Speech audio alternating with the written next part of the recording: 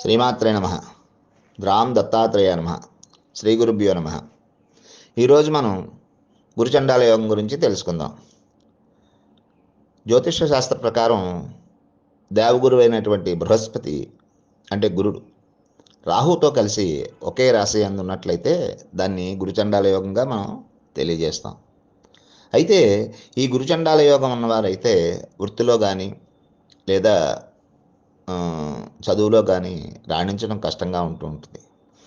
వాళ్ళు తరచుగా పనులు కోల్పోవడం లేదా స్వతంత్ర నిర్ణయాలు తీసుకోవడం కష్టం అవడం లేదా ఆర్థిక సంక్షోభంతో ఇబ్బంది పడడం, అలాగే కుటుంబంలో విభేదాలు, తండ్రి కొడుకుల మధ్య కూడా విభేదాలు జరుగుతూ ఉంటాయి.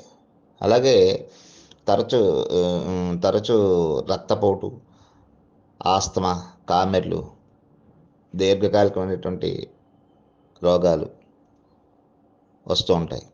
కొంతమందికి అయితే మలబద్ధకం, కాలేయ సమస్యలు కూడా కలిగించే అవకాశం ఈ గురుచండాల యోగం వలన ఉంటుంది. అయితే వీళ్ళు తీసుకునే నిర్ణయాలు కూడా కొంచెం ప్రమాదంగానే ఉంటూ ఉంటాయి. స్వతంత్ర వ్యక్తిగా ఆలోచించాలని మొండిగా ఉంటూ ఉంటారు. ఈ గురుచండాలు ఉన్నటువంటి వ్యక్తికి వారసత్వంగా వచ్చేటువంటి ఆస్తి విషయాల్లో కూడా ఇబ్బందులు ఉంటూ ఉంటాయి. కాబట్టి ఈ గురుచండాలం ఉన్న వాళ్ళు కొంచెం తగినట్టు శాంతులు చేసుకోవడం వలన శుభ ఫలితాలు పొందుతూ ఉంటారు.